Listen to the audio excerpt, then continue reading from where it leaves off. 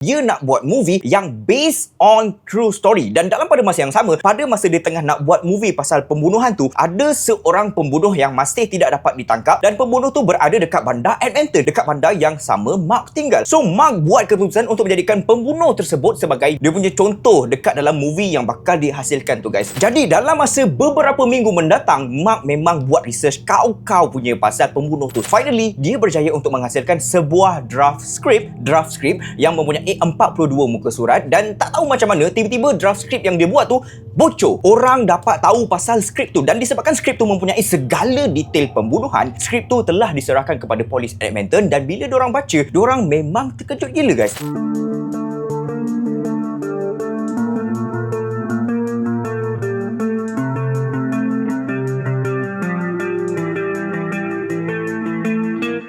Carol tertarik untuk menceritakan kisah ni kepada korang sebab di penghujung video nanti korang pasti akan terkesima dengan apa yang akan berlaku. Tapi sebelum Carol teruskan video, make sure korang tekan butang like jika korang suka dengan video ni. Kepada yang baru sampai ke channel Carol Series, jangan lupa untuk tekan butang subscribe, guys. Let's go.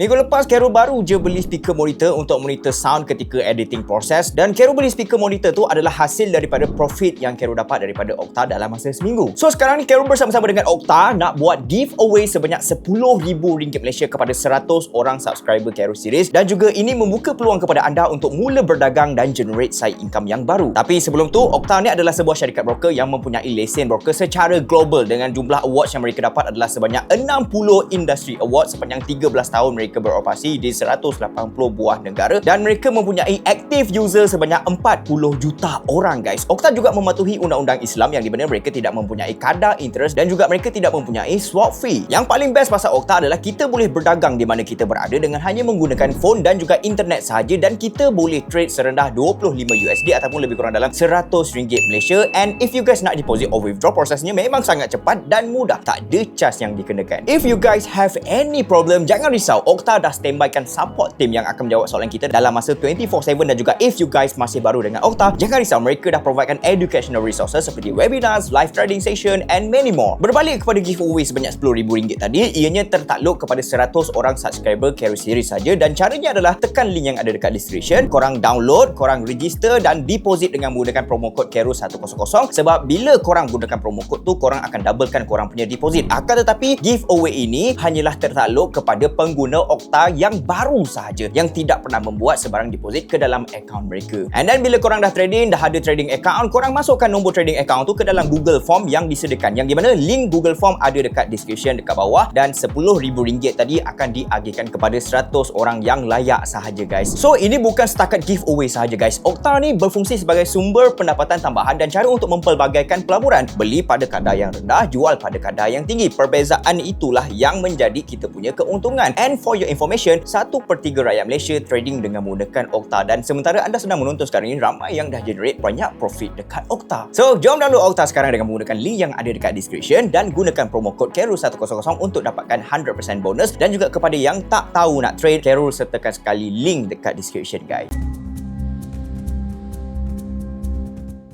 Okey, ceritanya bermula dengan seorang lelaki yang bernama Mark Twitchell, yang di mana sejak daripada kecil lagi, Mark Twitchell ni mempunyai cita-cita untuk menjadi seorang pembikin filem ataupun pembuat movie, ataupun dalam bahasa Inggerisnya adalah filmmaker, yang di mana dia berazam dengan bersungguh-sungguh, bila aku dah besar nanti, aku akan cuba sedaya upaya aku untuk buat nama sebagai seorang filmmaker yang terhebat di Hollywood. Tapi walau bagaimanapun, Mark Twitchell ni tinggal di sebuah bandar di Canada yang bernama Edmonton, dan dia tak tinggal di US sebagaimana yang kita tahu Hollywood adalah dekat US. Jadi, this is one of cabaran yang dia perlu hadapi, sebab cita-cita untuk membuat nama sebagai seorang filmmaker di Hollywood bukanlah mudah jika dia masih tinggal dekat Canada, bukan dekat US. So, selepas dia dah habis sekolah menengah, dia pun mendaftarkan diri dia untuk masuk ke sebuah college yang providekan pembelajaran berkenaan dengan seni berkaitan dengan televisyen. Dan pada tahun 2000, dia berjaya untuk graduate dan berjaya untuk mendapatkan ijazah di dalam bidang seni radio dan televisyen. Jadi, selepas dia dah berjaya untuk mendapatkan ijazah, dia pun cuba untuk membuat beberapa buah filem. Akan tetapi semuanya tidak menjadi guys. Dan sejak daripada itu, dia dapat merasakan cita-cita dia untuk menjadi seorang filmmaker yang terkenal bakal terkubur. Namun, pada tahun 2007, disebabkan dia terlalu minat dengan Star Wars, dia membuat keputusan untuk menghasilkan sebuah skrip untuk prequel Star Wars franchise. Dan selepas dia dah siap, dia pun tunjukkan skrip yang dia buat tu kepada beberapa orang kawan dia dan mereka semua sangat-sangat terkejut sebab skrip yang Mark tulis tu sangat-sangat bagus guys. Mark, aku rasa kau kena buat based on this script Mark. Skrip ni memang bagus gila. So, disebabkan Mark menerima reaksi yang sangat-sangat positif daripada kawan-kawan dia, ianya umpama seperti suntikan semangat untuk diri dia, dia pun buat keputusan untuk cuba menjadikan skrip yang dia buat tu kepada sebuah movie. And dia pun tak cakap banyak, dia terus cuba menghantar skrip-skrip yang dia buat tu kepada beberapa orang pelakon untuk melihat sama ada mereka sudi untuk melakonkan watak yang ada dekat dalam skrip tu. Dan amazingly guys, salah seorang pelakon Star Wars yang pernah melakukan watak Boba Fett yang bernama Jeremy Bullock, bila dia baca skrip yang dituliskan oleh Mark, dia sangat-sangat impressed dengan penulisan Mark dan dia setuju untuk berlakon di dalam filem Mark tu guys. So, selepas movie tu dah siap, walaupun ianya adalah sebuah movie based on fan-made punya movie ataupun fan-based punya movie, bukanlah official daripada franchise Star Wars, movie tu tetap mendapat sambutan yang baik daripada peminat-peminat Star Wars. Dan benda tu adalah satu kejayaan, tapi bukanlah satu kejayaan yang sampai dia boleh digelarkan sebagai seorang bintang Hollywood, sampai nama dia jadi besar gila dekat Hollywood. Tak ada. Tapi ianya umpama seperti dia dah buka jalan untuk diri dia untuk go lebih jauh, untuk pergi lebih jauh dalam industri perfilman sebab dia dah faham satu konsep yang sebelum ni dia tak jumpa pun konsep tu. Dan konsep tersebut adalah jika dia fokus untuk membuat filem ataupun membuat movie based on apa yang dia betul-betul minat, movie tu confirm akan pergi jauh. Movie tu confirm boleh berjaya macam prequel Star Wars yang dia buat tu sebab dia minat dengan benda tu and benda tu berjaya. Jadi pada tahun 2008 dia cuba untuk membuat satu movie based on dia punya minat juga, tapi kali ni bukan Star Wars guys. Dia minat dengan sebuah movie yang bertajuk Dexter, yang di mana Dexter ni adalah sebuah movie yang menceritakan tentang seorang pembunuh bersiri dan cara Dexter membunuh dia punya mangsa adalah dengan cara dia akan heret mangsa-mangsa dia ke dalam sebuah bilik dan dekat dalam bilik tersebut semua permukaan termasuk sekali dengan lantai, siling, kipas, tingkap, dinding, semua jenis permukaan akan dilapik dengan plastik dan kemudiannya dia akan bunuh mangsa dia dekat situ dan akan potong badan mangsa dekat situ juga guys. Dan bila dia dah settle buat dia punya kerja, dia akan balutkan jasad mangsa dengan menggunakan plastik-plastik itu semua dan dia akan campakkan mangsa yang telah dibalut dengan plastik tu ke dalam laut guys. Plastik tu adalah berfungsi untuk tidak meninggalkan sebarang bukti dekat dalam bilik tersebut. No evidence langsung. So guys, Mark minat dengan genre movie yang macam itu. Dia lebih kepada thriller dan dia plan untuk menghasilkan sebuah movie yang berkaitan dengan pembunuhan juga. Dan for your information, Dexter adalah sebuah fictional movie. Fiction based on imagination only, not a real events. Bukanlah based on true story. Jadi apa yang Mark nak buat sekarang ni adalah dia nak buat movie yang based on true story. Dan dalam pada masa yang sama, pada masa dia tengah nak buat movie pasal pembunuhan tu, ada seorang pembunuh yang masih tidak dapat ditangkap dan pembunuh tu berada dekat bandar Atlanta, dekat bandar yang sama Mark tinggal. So Mark buat keputusan untuk menjadikan pembunuh tersebut sebagai dia punya star, dia punya bintang, dia punya contoh dekat dalam movie yang bakal dihasilkan tu guys, macam filem Dexter. Jadi dalam masa beberapa minggu mendatang, Mark memang buat research kau-kau punya pasal pembunuh tu. Siapa dia punya mangsa, dia berjaya untuk mendapatkan timeline kejadian pembunuhan tu, apa yang berlaku kepada kes ni, apa yang berlaku kepada mangsa. Dan selepas dia dah cuba untuk mendapatkan segala information pasal kes ni, finally dia berjaya untuk menghasilkan sebuah draft script yang mempunyai 42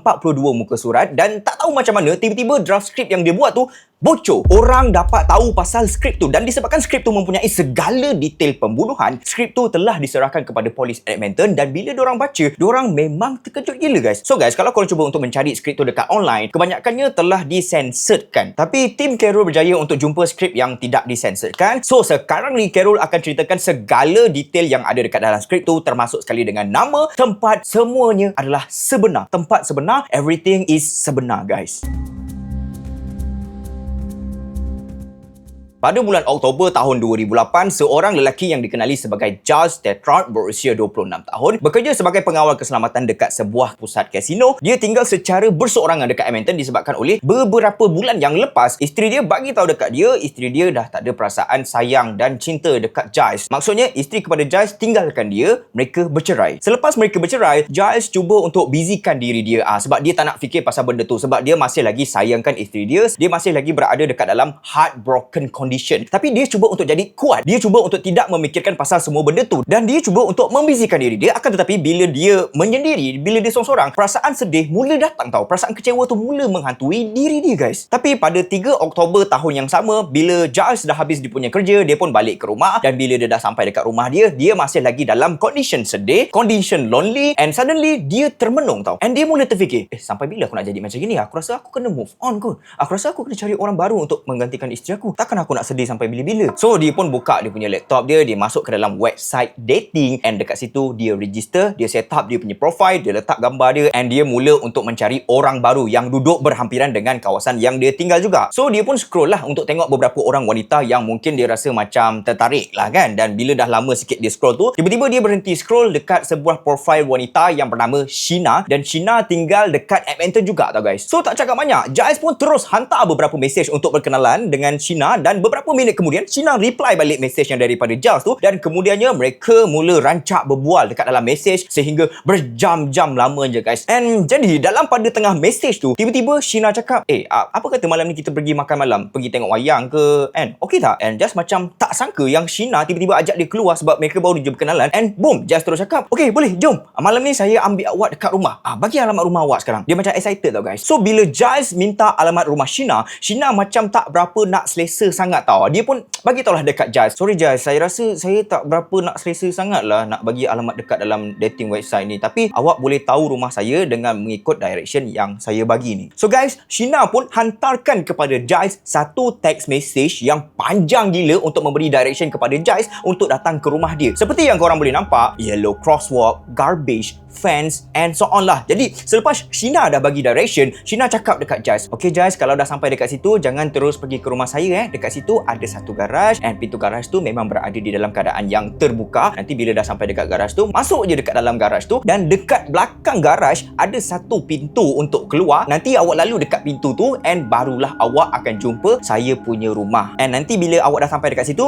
just ketuk je pintu belakang rumah saya tu. So Giles dia mula-mula rasa macam pelik tau. Apa sah nak kena buat macam ni? Tapi dalam pada masa yang sama, Giles pun terfikir, aku ni kan memang betul-betul orang yang dia tak kenal langsung, stranger yang baru je kenal dekat internet. Aku rasa aku tak boleh nak salahkan dia lah, sebab maybe dia cuba untuk lebih berhati-hati je dengan aku. Jadi Giles pun setuju untuk ikut direction yang Sheena bagi. So Giles pun tutup laptop dia bangun, dia pergi mandi, and bila dia dah settle, dia masuk dekat dalam kereta dia terus berangkat untuk berjumpa dengan Sheena. So selepas lebih kurang 15 minit Giles mengikut direction yang diberikan oleh Sheena, akhirnya dia berhenti dekat tepi jalan, and dekat bahagian kanan dia terdapat sebuah garaj yang mempunyai 2 pintu. Akan tetapi salah satu daripada garaj tu pintunya terbuka sedikit, sama seperti apa yang Sheena bagi tahu dekat dia. And Giles sangat-sangat yakin bahawa itu adalah garaj Sheena. And dalam pada masa yang sama, dia cuba juga untuk tengok dekat belakang, bahagian belakang garaj rumahnya Sheena tu, and maybe dia boleh nampak Sheena tengah tunggu dia dekat situ ke. Tapi bila dia cuba untuk tengok dekat bahagian belakang tu, dia macam tengok-tengok dekat dalam kereta dia kan, memang tak nampak sebab garaj tu block dia punya pemandangan. Garaj tu tinggi, belakang tu dia memang tak nampak lah. So just cakap dekat dalam hati dia,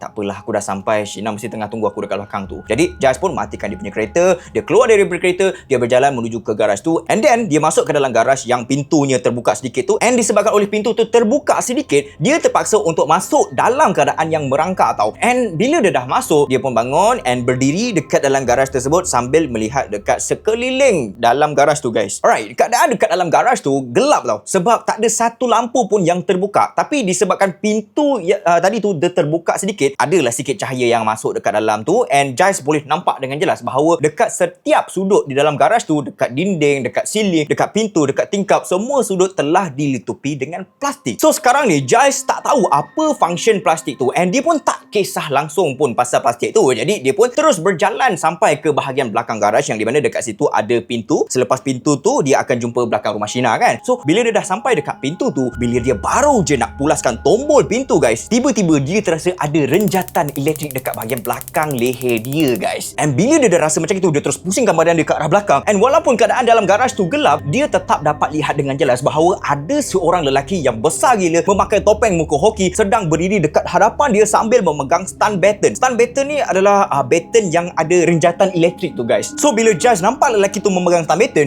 dia terus cuba untuk berlari melepasi lelaki berkenaan untuk keluar daripada garaj tersebut lah. Akan tetapi walaupun Giles berlari dengan agak laju, lelaki tu berjaya untuk tangkap, untuk grab bahagian belakang baju Giles, dan dia terus hunuskan stun baton tu ke arah bahagian perut Giles guys. And lelaki tu pergi tekan stun baton punya trigger, and Giles terus rasa renjatan tu dengan serta-merta yang membuatkan dia terus jatuh tergolek dekat bawah. So bila Giles jatuh ke bawah, dia dapat rasakan diri dia berada di dalam kesakitan yang melampau akibat renjatan tadi, and dia cuba untuk merangkak keluar daripada garaj sikit demi sikit. And bila Giles mengangkat dia punya kepala ke atas, dia terus stop merangkak sebab apa yang dilihat sekarang ni adalah lelaki tu berada di tengah-tengah di antara Giles dengan pintu garaj. Dan bila Giles tengok betul-betul, lelaki tu sedang memegang sepucuk pistol dekat tangan dia sambil pistol tu dihunuskan ke arah Giles, diarahkan kepada Giles. Giles terkaku, dia tak tahu apa yang berlaku sekarang ni, kenapa dia nak tembak aku. And lelaki yang memakai topeng tu jerit dekat Giles, kau meniarap sekarang sebelum aku tembak kau letak muka kau dekat lantai sekarang. So sekarang ni Giles dia hanya fikir, aku dah tak boleh nak buat apa dah ni, aku akan mati, dia ada pistol. And Giles dia just dengar je apa yang lelaki tu cakap guys. Dia baring dekat situ, dia baring dekat atas lantai yang telah dilapikkan dengan plastik sebab seluruh permukaan yang berada dekat dalam garaj tu telah dilapikkan dengan plastik kan. And bila lelaki tu dah nampak si Giles dah baringkan diri dia dekat atas lantai, lelaki tu pergi dekat Giles, dia balutkan mata Giles dengan menggunakan selotip, mengelilingi kepala dia dalam keadaan yang terbaring dan dalam keadaan yang dah tak boleh nak nampak apa-apa tu disebabkan oleh mata dia telah dibaluti dengan selotip. Giles tiba-tiba jadi emotional, dia tiba-tiba teringat pasal bekas bini dia tiba-tiba teringat pasal dia punya family, dia tiba-tiba teringat pasal dia punya kawan-kawan dia. And pada masa tersebut dia hanya berharap kalaulah aku boleh jumpa dorang buat kali yang terakhir, walaupun sebenarnya dia tahu dia memang dah tak boleh nak jumpa dorang. So dalam pada dia tengah berada di dalam condition emotional yang teruk gila tu, dalam pada dia tengah baring dekat atas lantai, air mata dia mengalir keluar dengan laju memikirkan bekas bini dia, family dia, kawan dia. Dalam pada masa tu guys, dia baru terfikir yang dia tak ada bagi tahu siapa-siapa dia pergi ke mana pada malam tu. Dia tak ada bagi tahu family dia, dia tak ada bagi tahu kawan-kawan dia, and kiranya semua orang tak tahu dia berada dekat mana. And kalau dia dibunuh oleh lelaki bertopeng tu, semua orang takkan tahu dia dekat mana, semua orang takkan tahu apa yang berlaku dekat dia. So ketika Giles tengah terbaring memikirkan pasal orang tersayang, dalam pada tu dia terdengar lelaki tadi berada lebih kurang beberapa meter je daripada Giles. Dia terdengar lelaki tu sedang memegang rantai ataupun handcuff untuk gari tangan dia. And suddenly adrenalin Giles meningkat, yang di mana dia terfikir, andai kata kalau aku kena gari, kalau aku kena ikat, semuanya akan berakhir. Aku tahu aku memang akan mati, tapi aku akan mati dengan cara aku. So Giles terus bangun dengan laju. Bila dia berdiri, dia terus buka dia punya selotip yang membaluti mata dia tadi tu, and dia terus pusingkan badan dia ke arah lelaki tu. And bila lelaki tu nampak yang Giles dia dah berdiri, dah buka selotip semua, lelaki tu pun tak cakap banyak, dia terus keluarkan pistol dia, arahkan pistol dia ke arah Giles. And disebabkan Giles bekerja sebagai seorang bodyguard, dia tahu beberapa langkah untuk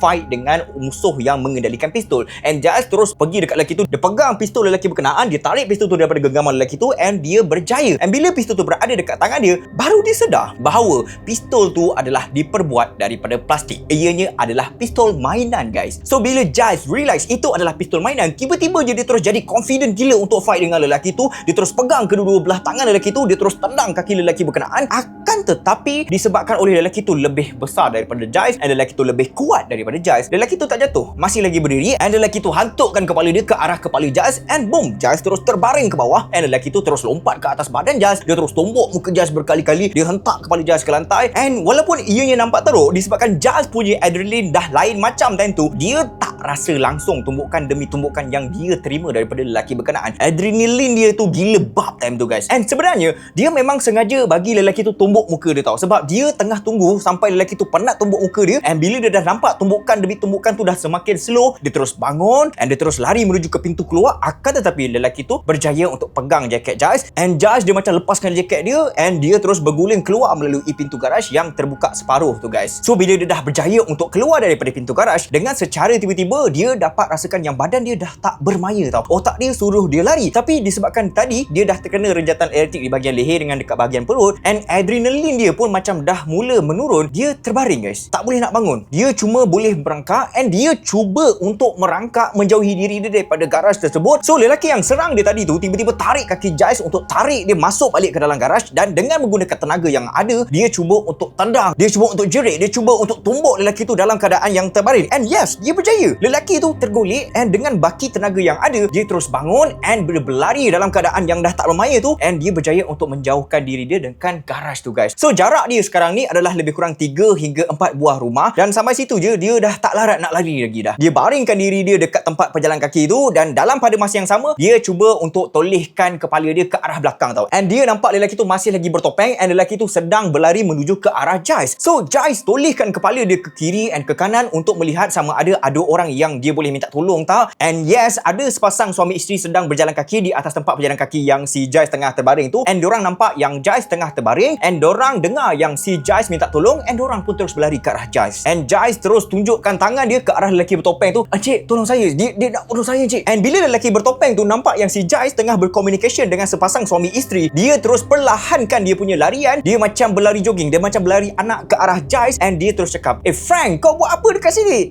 Sorry encik, kita orang tengah main satu game ni.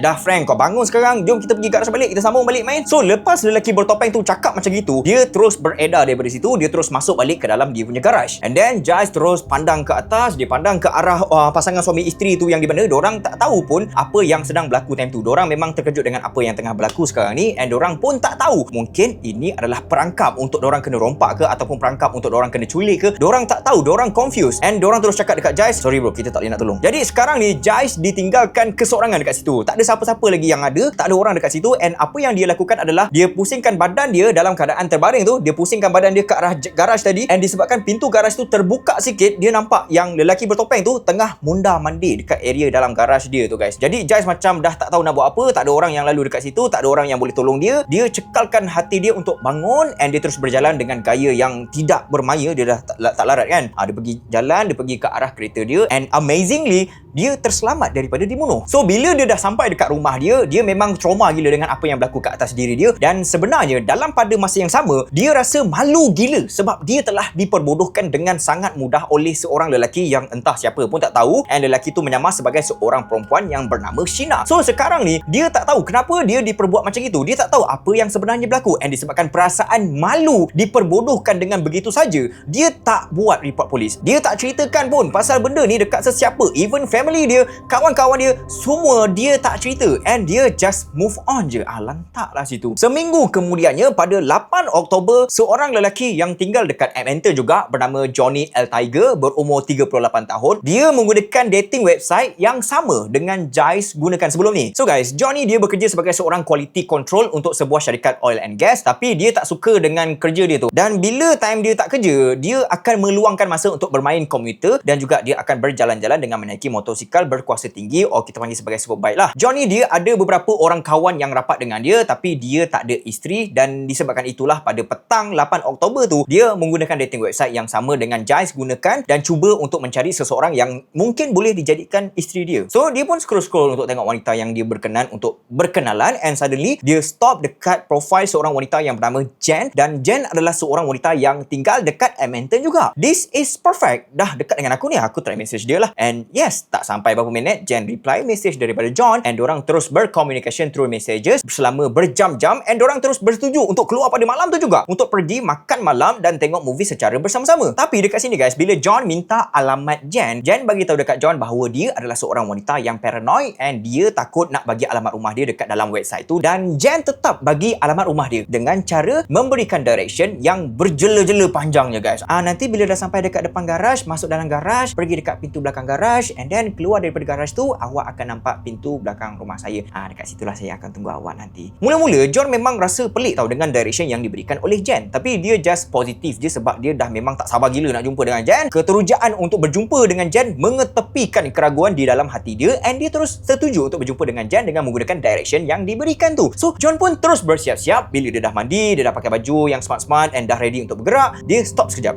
John forwardkan Jen punya email yang mengandungi direction untuk ke rumah Jen tu. John forwardkan email tu kepada salah seorang kawan baik dia, dan dalam pada masa yang sama, dia macam gurau je lah dengan kawan dia tu kan. Dia tulis dekat situ, kalau aku hilang malam ni, dekat sini lah tempat yang aku pergi. Lepas dia dah forwardkan email tu, dia pun terus bergerak ke rumah Jen. So based on direction yang diberikan oleh Jen, John berhentikan kereta dia betul-betul dekat tempat yang sama Jais berhentikan kereta dia, and dekat situlah John parkingkan kereta dia. Dan ketika dia masih berada dekat dalam kereta, pada masa tu dia cuba untuk melihat ke arah garaj yang dimaksudkan Jen. And yes, pintu garaj terbuka separuh, sama seperti situasi yang Giles hadapi. Pintu tu terbuka separuh and John nampak yang lampu dekat dalam garaj tu terbuka, terang benderang. Dan dalam pada masa yang sama, dia nampak ada seseorang sedang berjalan dekat dalam garaj tu. And dia terus tengok jam di tangan dia. Dia sampai 20 minit awal dekat situ, guys. Tak apalah, aku parking je lah kereta aku dekat sini. Aku rasa Jen dah tunggu aku dekat dalam garaj tu. Jadi John pun matikan kereta dia. Dia keluar daripada kereta and dia terus berjalan menuju ke arah garaj. Dan dalam pada masa dia tengah berjalan tu, tiba-tiba lampu garaj terpadam.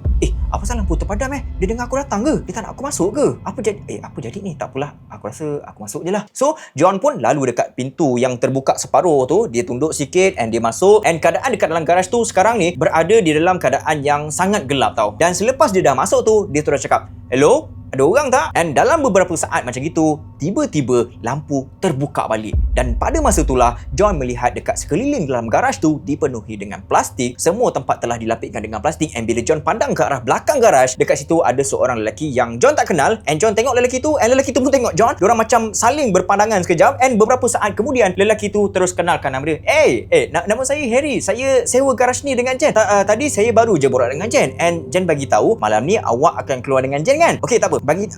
Jen dah bagi tahu dengan saya. Dia lambat sikit, lebih kurang lagi 20 minit nanti dia akan siap. Awak keluar dulu daripada garaj ni, okey? Nanti 20 minit lagi awak datang balik. So John pun macam, okeylah kalau macam itu aku keluar je lah. Jadi John pun keluar daripada garaj. Dia masuk dekat dalam kereta dia. Dia pusing-pusing dekat sekitar area kawasan perumahan tu. Dan lebih kurang 20 minit kemudian, dia pun datang balik dekat tempat parking kereta yang sama. Dia parkingkan kereta dia dekat situ. Dan apa yang dilihat pada masa ni adalah lampu dekat dalam garaj telah terpadam semula. So this time John fikir, okay, maybe Harry dah keluar daripada garaj ni. Cantik lah, senang sikit aku nak jumpa dengan Jen. And John tak tunggu lama, dia terus keluar daripada kereta dia. Dia berjalan masuk ke dalam garaj dengan cara menundukkan sikit kepala dia sebab pintu garaj tu terbuka separuh. Dan dia melalui kawasan permukaan yang telah dilapikkan dengan plastik. Dan bila dia dah sampai dekat bahagian pintu belakang garaj, bila John nak buka je pintu tu, ada someone hentakkan something dekat kepala dia. And dengan serta-merta, John terus jadi pitam. Tapi dalam pada masa yang sama, tangan dia cuba untuk mempertahankan kepala dia daripada dipukul. And dia cuba untuk melihat siapa yang pukul dia, kenapa dia dipukul. Dan walaupun keadaan gelap gelita dekat situ, dia masih lagi boleh nampak dengan sangat jelas bahawa orang yang pukul dia adalah tak lain dan tak bukan lelaki yang baru je dia jumpa tadi, iaitu si Harry. Yang di mana Harry pada masa tu memukul kepala dia dengan menggunakan paip besi yang besar, guys. So dengan serta-merta John terus jerit, "Polis, tolong!" Bila Harry dengar macam itu, Harry terus angkat tangan dia sekali dengan dia punya batang besi yang besar tu. John cakap lagi, "Polis, tolong!" Dihayunkan dekat kepala John. And then John cakap, Kau nak apa dengan aku ni? Tolong lepaskan aku bagi kau duit." And Harry dia cakap, "Engkau janji dengan aku kau tak bagi tahu siapa kalau kau lepaskan aku." Belum sempat John nak cakap apa-apa lagi, Harry angkat batang paip yang besar tu, dia hayunkan lagi sekali ke arah kepala John. And John at that time, dia masih lagi sedar. And dia berjaya untuk pegang batang paip besi tu untuk mengelakkan Harry hentak kepala dia lah. So Harry dia macam dah fed up gila dengan si John ni. Sebab si John ni pergi pegang dia punya batang paip besi. So tangan sebelah kanan dia ni pergi pegang batang paip tu. Yang di mana pada masa tu si John pun tengah pegang batang paip tu sekali. Sebab dia tak nak Harry tak dia lagi kan. And at that time, tangan sebelah kiri John mengeluarkan sesuatu daripada belakang badan dia. And dia keluarkan benda tu. And dia tunjukkan betul-betul di hadapan muka John. So John yang dari tadi cuba untuk memegang batang paip besi tu supaya Harry tak hentak dia lagi. Bila dia nampak Harry pegang benda tu and Harry tunjukkan dekat depan mata John macam gini, dia terus lepaskan pegangan batang paip tersebut, guys. And for your information, itu adalah pisau. Tak tunggu lama, John terus, tolong jangan bunuh aku. Tolong jangan bunuh aku. Walaupun begitu, guys, Harry just senyum je. Dan dalam pada masa yang sama, dia masih lagi menunjukkan pisau di hadapan muka John dengan gaya macam gini, guys. And beberapa saat kemudian, tangan dia pegang bahunya John. And dia tarik tangan kiri yang sedang memegang pisau tu ke belakang. And dia sudut pisau tu ke arah perut John. Polis, tolong. Siapa-siapa tolong aku. And then Harry tarik balik pisau tu untuk keluar daripada perut John. And dia tarik ke belakang. And dia tusuk ke arah leher sebelah kiri John. And bila dia dah tusuk tu, dia lepaskan pisau tu. And pisau tu masih lagi melekat dekat leher John. So Harry ke belakang sikit daripada John. And muka dia terus berubah. Apa yang aku dah buat ni? Apa salah aku terus bunuh dia? Aku tak patut bunuh dia. Aku patutnya biarkan dia terseksa lama sikit baru aku bunuh dia. Siur dah. Tak apa, aku buat dekat orang lain nanti. Selepas John mati, Harry dismemberkan bahagian badan John. Dia balutkan John dengan menggunakan plastik yang telah dilapik semua sudut dekat dalam garaj tu. Dan beberapa hari kemudian, Harry masukkan jasad John yang telah dibalut dengan plastik tersebut ke dalam sebuah lubang pembentungan ataupun dekat dalam lubang longkang. So guys, sekarang ni skrip yang telah ditulis oleh Mark dah sampai dekat penghujungnya tau. The end. Kita tak tak tahu apa yang berlaku selepas Harry dah bunuh John. Apa yang Harry buat lagi? Dia punya skrip sampai situ je. Kiranya dia tak habis tulis dia punya skrip lagi lah. Sebab polis dah rampas dia punya skrip, and at the same time, masa polis dah rampas Mark punya skrip and dah baca skrip tu, polis dapat tahu siapakah owner kepada garaj tempatnya Giles and John diserang. Kawan baik kepada John, yang John pergi forwardkan email sebelum dia berjumpa dengan Jen tu, yang dekat dalam email itu ada tulis direction untuk pergi ke rumah Jen. Kawan baik kepada John bagi email tersebut kepada pihak polis selepas kawan baik kepada John tidak dapat menghubungi John. Jadi bila polis dah baca direction tu, diorang pun pergilah ikut direction tu, and time tu lah diorang dapat tahu siapa owner kepada garaj tersebut. So owner kepada garaj tu bukanlah seorang wanita cantik yang bernama Jen ataupun Sheena ataupun seorang lelaki yang bernama Harry, tapi owner kepada garaj tersebut adalah seorang lelaki muda yang bernama Mark Twitchell. Memang betul garaj tu adalah garaj Mark, tapi Mark dia tak takut langsung. Dia tak cuba untuk melarikan diri pun daripada polis. Malah dia memberikan kerjasama yang padu kepada pihak polis untuk membuat siasatan ke atas dia punya garaj. So, polis pun cuba untuk mencari semua bukti yang ada, termasuklah semua barang-barang kepunyaan Mark, termasuklah dengan dia punya laptop sekali. And dekat dalam laptop Mark, polis berjaya untuk menjumpai full script 42 muka surat tu, and bila diorang baca, memang ada something wrong on that script, guys. So, Giles mangsa pertama yang bila mana lepas dia kena serang tu, dia kan jadi malu gila nak bagi tahu dekat semua orang kan. Dia malu nak bagi tahu dekat family dia malu nak bagi tahu dekat kawan dia malu nak bagi tahu dekat polis. Tapi selepas beberapa ketika, dia buang dia punya ego malu dia tu, dia pergi juga ke balai polis untuk menceritakan apa yang berlaku terhadap diri dia beberapa minggu yang lepas. Dia ceritalah segalanya kepada pihak polis, akan tetapi walaupun Giles ceritakan kepada pihak polis, dia tetap malu untuk menceritakan benda ni kepada orang lain. Maksudnya yang tahu pasal benda ni hanyalah Giles dan juga pihak polis Edmonton. Tapi bila polis cek skrip yang ada dekat dalam laptop Mark, segala apa yang diceritakan oleh Giles kepada pihak polis, semuanya ada dekat dalam Mark punya skrip. And kenapa boleh jadi macam itu adalah disebabkan oleh Mark adalah orang yang berada dekat dalam garaj tu ketika Giles and Johnny diserang. Mark adalah orang yang bertanggungjawab ke atas semua ni, guys. So cerita dia sekarang ni, Mark cuba untuk buat movie yang lebih bagus daripada Dexter, dan dia cuba untuk buat semua benda yang ada dekat dalam Dexter tu bertukar kepada real life event, kejadian yang betul-betul berlaku, and that is why dia kena buat semua benda tu sendiri, and dia akan lebih yakin untuk menulis di dalam skrip sebab semua benda tu dia menghadapi situation tu, guys. Every detail dia tahu. Dia rasa kalau dia buat macam itu, movie dia confirm akan meletup dan dia confirm akan dapat pergi ke Hollywood. So bila dia dah set up dating profile palsu berkenaan dengan Sheena, and dia berjaya untuk trap Giles datang ke dalam garaj tu, dia tulis dekat dalam skrip. Bila Giles datang ke dalam garaj and berjaya untuk lari, dia tulis lagi dekat dalam skrip. Bila dia dah berjaya set up dating profile palsu berkenaan dengan Jen, and dia berjaya untuk trap Johnny pula, dia tulis lagi dekat dalam skrip. And bila dia dah bunuh Johnny, dia tulis lagi. And for your information, tajuk kepada skrip tersebut adalah SKC, yang bermaksud S tu ialah serial, K is for killer, and C is for confession. Serial killer confession. Pengakuan pembunuh bersiri. Kenapa skrip Mark tak habis ditulis lagi? Kenapa skrip dia tergantung selepas dia dah bunuh Johnny? Sebabnya adalah orang terakhir yang dia bunuh adalah Johnny. And andai kata dia belum tertangkap, dia memang akan bunuh ramai lagi orang, dan dia akan tulis dekat dalam dia punya skrip. So based on that script, Mark Twitchell terbukti bersalah menyerang Giles dan juga membunuh Johnny. So guys, itu saja untuk video kali ini. Kalau korang suka, jangan lupa untuk tekan butang like sebagai tanda sokongan, butang subscribe supaya tidak terlepas daripada video akan datang, and see you on next video. Assalamualaikum.